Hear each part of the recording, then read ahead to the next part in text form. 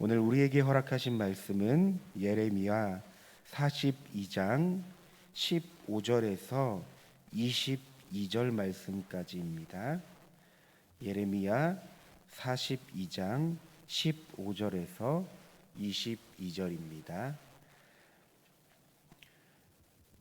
너희 유다의 남은 자여, 이제 여호와의 말씀을 들으라. 만군의 여호와 이스라엘의 하나님께서 이와 같이 말씀하시되, 너희가 만일 애굽에 들어가서 거기에 살기로 고집하면 너희가 두려워하는 칼이 애굽 땅으로 따라가서 너희에게 미칠 것이요, 너희가 두려워하는 기근이 애굽으로 급히 따라가서 너희에게 임하리니 너희가 거기에서 죽을 것이라. 무릇 애굽으로 들어가서 거기에 머물러 살기로 고집하는 모든 사람은 이와 같이 되리니 곧 칼과 기근과 전염병에 죽을 것인즉 내가 그들에게 내리는 재난을 벗어나서 남을 자가 없으리라.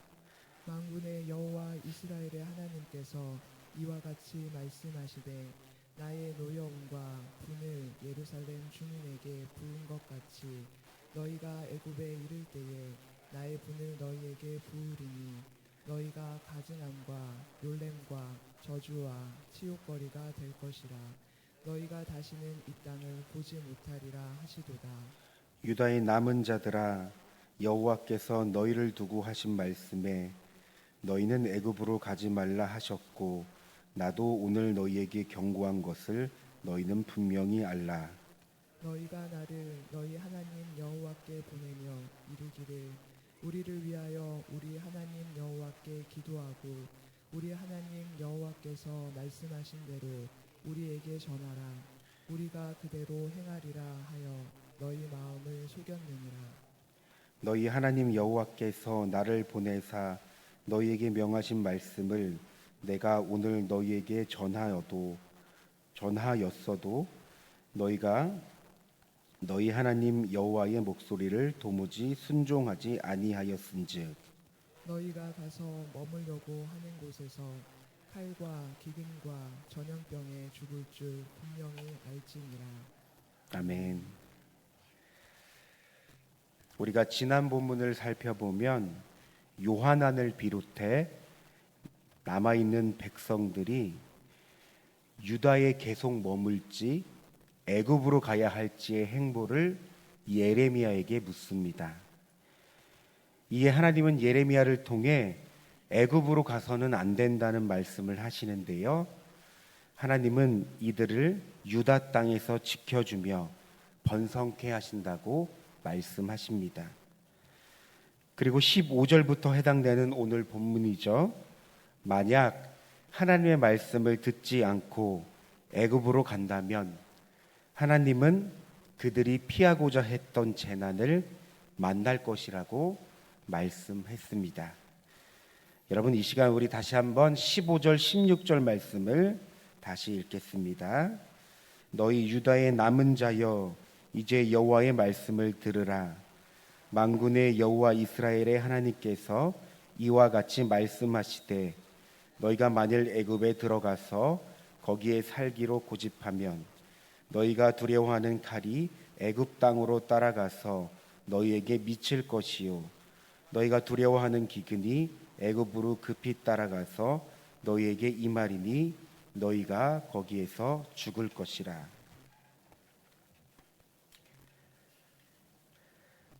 (15절) 보니까 너희 유다의 남은 자여, 이제 여호와의 말씀을 들으라.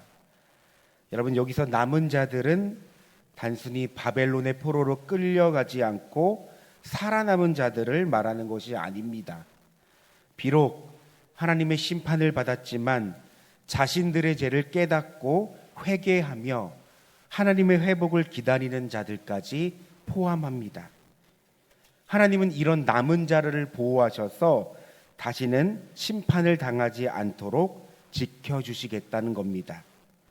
따라서 하나님은 이들을 통해 하나님 나라와 백성을 회복하며 하나님의 뜻을 행하실 겁니다.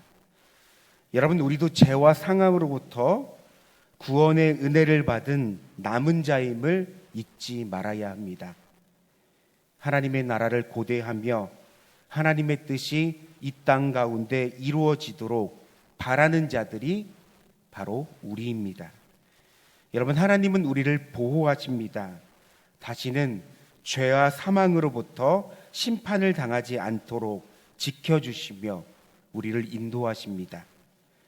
그런데 오늘 성경에는 이 남은 자들을 향해 성경이 무엇이라고 말하고 있습니까? 여호와의 말씀을 들으라 라고 말합니다.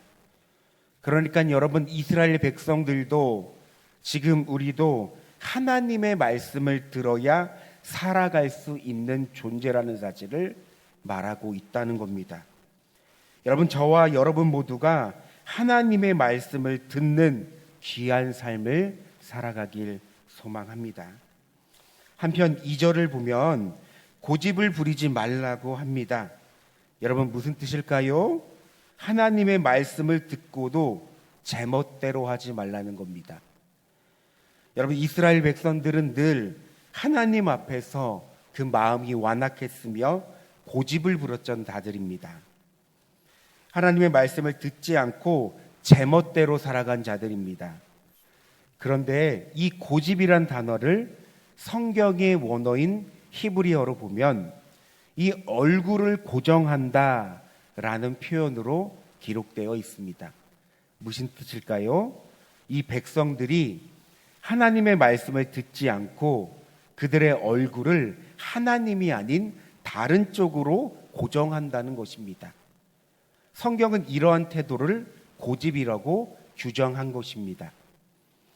여러분, 우리가 신앙생활에 있어서 큰 장애물이라 할 수 있는 것이 바로 고집입니다.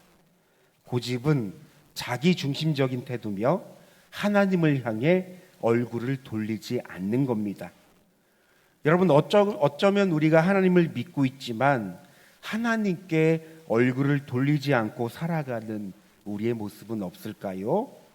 여러분, 고집은 하나님의 지혜를 취하지 않고 자신의 경험과 지식으로 살아가는 태도를 말하며 성경은 이 부분에 대해서 이렇게 기록하고 있는데요. 우리 고린도전서 1장 25절을 제가 읽겠습니다.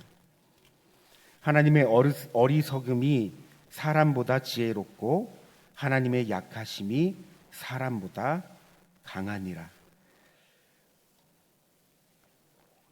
여러분, 하나님의 크고 전능하심을 아는 자들은 절대로 하나님 앞에 고집을 부리지 않습니다. 다시 말해 그의 얼굴을 다른 곳에 두지 않는다는 겁니다. 그의 얼굴은 늘 하나님께 그의 얼굴이 고정되어 있습니다. 그렇다면 여러분, 지금 우리의 얼굴은 어디로 향해 있습니까? 오늘 본문을 통해 본다면 하나님을 향한 유다 백성들의 속마음도 확인할 수 있는데요. 바로 19절부터 22절까지의 말씀입니다.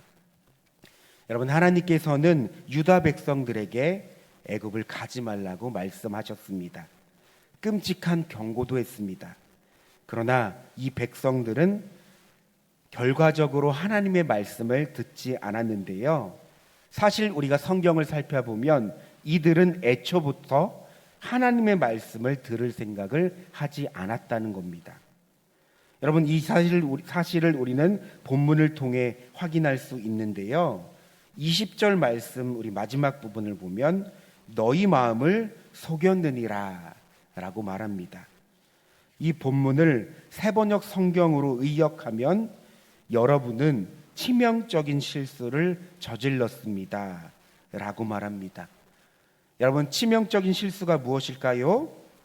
바로 그것은 애초부터 이들이 하나님의 말씀을 지킬 마음이 없었던 것을 말합니다. 하나님은 이들의 마음을 아셨기에 성경을 보며 스스로 마음을 속였다고 말씀하신 겁니다. 그러니까 이들은 이미 마음속으로 자신이 갈 방향을 정해놓고 하나님의 인도하심을 구했다는 겁니다. 여러분, 이들의 모습을 어떻게 보시나요? 오늘 우리는 이 본문을 통해 신앙의 중요한 마음가짐을 생각해 볼 수 있습니다. 우리가 하나님을 믿는다는 것이 무엇입니까? 오늘 본문을 통해 하나님을 향한 유다 백성들의 마음을 본다면 여러분, 하나님은 그들의 삶의 주관자가 아닙니다. 하나님은 그들의 주인이 아닙니다. 하나님은 그저 그들의 조력자 수준에 못 미치는 분입니다.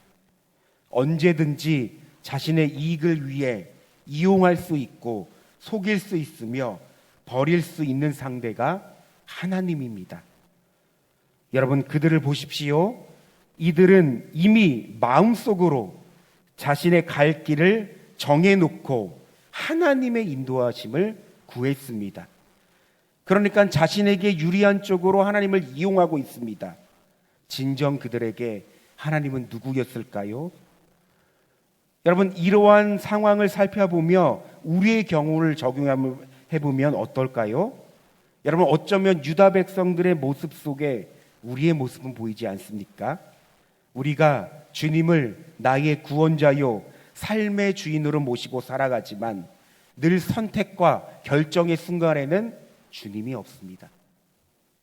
이미 마음속으로 자신의 갈 방향을 정해놓고 그제서야 주님을 찾습니다. 주님, 내가 이렇게 정했으니 나를 도와주세요. 나를 선한 길로 인도하여 주세요. 여러분, 우리가 대부분 이렇게 기도하지 않습니까? 따라서 기도의 응답이 되고 내 삶이 잘 풀리는 것 같으면 주님이 도우셨고 선한 길로 인도해 주신 겁니다. 반대로 기도의 응답이 되지 않고 내 삶이 풀리지 않으면 주님이 나를 외면한 것 같고 기도를 들어주시지 않으신 겁니다. 여러분, 사고는 늘 우리가 치고 주님은 뒷수습하는 분 같습니다. 물론 주님은 사랑이 많으시고 긍휼이 넘치시는 분이라서 그럼에도 불구하고 우리를 선으로 인도하십니다. 그러나 여러분, 이러한 모습은 결코 건강하지 못한 신앙입니다. 여러분, 주님을 그저 조력자 수준으로 삼지 마십시오. 주님은 우리의 삶의 결정권자가 되어야 합니다. 우리의 삶의 주체가 되어야 합니다. 이것이 믿음입니다. 성경은 말합니다. 내가 그리스도와 함께 십자가에 못 박혔나니 그런즉 이제 내가 사는 것이 아니요 내 안에 그리스도께서 사는 것이라. 여러분, 내가 결정하고 내 마음대로 선택한 다음 주님께 은혜를 구하는 것이 아니라 먼저 주님께 묻고 뜻을 구하며 그 말씀을 듣고 나아가는 삶이 바로 믿음의 삶입니다. 이미 내가 주인 되고 내 지식과 내 경험과 내 마음대로 하던 이 옛사람이 십자가에 죽었기 때문입니다. 오직 내 안에 주님이 살아계셔서 우리는 주님이 말씀하시고 주님이 그 인도하시는 그 삶을 따라가는 것이죠. 여러분, 그래서 우리는 늘 기도해야 됩니다. 하나님, 내 안에 주님이 하나님께서 충만하게 임하여 주시옵소서. 사랑하는 성도 여러분, 우리가 문제와 어려움을 놓고 기도하는 것도 너무나 중요한 기도 제목이지만 먼저 주님이 우리 안에 충만히 부어질 수 있도록 내 안에 진정한 주인이 될 수 있도록 여러분 기도해야 합니다. 그리하여 우리에게 듣는 마음을 주셔서 주님의 뜻을 분별케 하시고 마땅히 기도할 바를 알게 하시는 그 하나님의 음성을 우리가 들어야 한다는 것이죠. 여러분, 이때 우리는 주님이 진정한 삶의 주관자 되시며 주인이 되어주십니다. 빌립보서 2장 13절은 이렇게 기록되어 있는데요. 너희 안에서 행하시는 이는 하나님이시니 자기의 기쁘신 뜻을 위하여 너희에게 소원을 두고 행하게 하시나니. 주님은 우리 안에 계셔서 주님의 뜻, 그 뜻을 우리 안에서 행하십니다. 여러분, 우리는 그저 주님께 우리의 삶을 내어드리고 주님께 맡기며 주님이 인도하시는 대로 살아가면 되는 것입니다. 그렇다면 오늘 우리는 또 다른 질문을 하게 됩니다. 정말 믿는 것이 무엇인지, 주님의 말씀을 듣고 살아가는 것이 무엇인지. 여러분, 오늘 하루가 어떠한 답을 내리는 하루가 아니라 계속적으로 믿음에 대해 질문하며 또 주님의 말씀을 듣고 살아가는 것이 무엇인지를 고민할 수 있는 하루가 되길 소망합니다. 하나님께서 우리가 계속적으로 질문하고 고민 가운데 주님의 뜻을 깊게 깨닫게 하여 주시고 놀라운 은혜를 오늘 우리의 삶 가운데 부어주실 것입니다. 우리 다 함께 기도하길 원하는데요, 여러분, 오늘 말씀을 정리하자면 여러분, 하나님을 기만하는 유다 백성을 보게 됩니다. 그들은 자신이 먼저 갈 길을 정해놓고 하나님의 응답을 살폈습니다.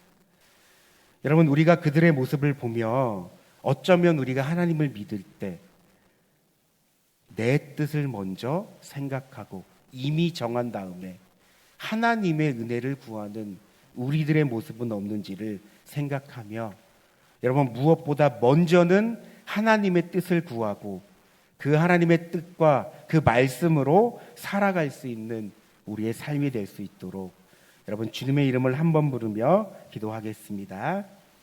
주여, 사랑과 은혜가 충만하신 하나님, 오늘 본문을 통해 정말 이스라엘 백성들의 연약한 모습을 마주하게 됩니다.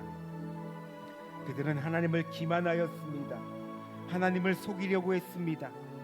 이미 그들의 갈 길을 정해놓고 마치 하나님의 말씀을 들을 것처럼 하나님을 속이려고 했습니다. 결정을 먼저 하고 하나님의 인도하심을 구하는 이 모습 속에 어쩌면 이들의 모습이 우리들의 모습은 아닌지 깊이 묵상하며 오늘 말씀을 살펴봅니다. 하나님, 믿는다는 것이 무엇입니까? 정말 주님이 우리의 삶의 결정권자가 되어주시고 주체가 되어주시고 우리의 삶의 주인이 되어주시는 겁니다. 그런데 하나님, 우리가 때때로 살아가다 보면 선택과 하나님 결정의 순간 내 뜻이 먼저 나오고 내가 이미 정한 다음 하나님의 은혜를 구하는 이런 모습을 보게 됩니다. 하나님, 우리가 더욱더 믿음의 영안을 열어 주님의 그 음성을 듣기 원합니다.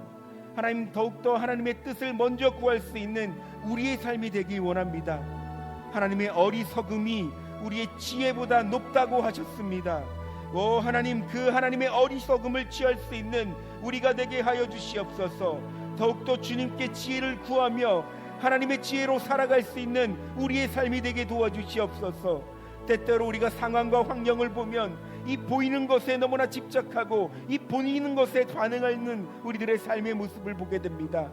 그러나 하나님, 이 시간 말씀을 통해 우리의 연약한 모습을 가려주시고 다시금 우리의 마음을 새롭게 하여 변화를 받아 하나님께서 그 뜻을 분별하며 먼저 하나님의 뜻을 찾는 우리가 되게 도와주시옵소서. 여전히 내 뜻과 내 마음이 앞서는 우리의 삶이 아니라 성령 충만으로서 주님이 내 안에 충만하게 임재하여 주셔서 주님의 뜻을 듣고 주님의 말씀을 기억하며 그 말씀에 순종하는 삶을 살아갈 수 있는 우리의 삶이 될 수 있도록 하나님, 우리를 인도하여 주시옵소서.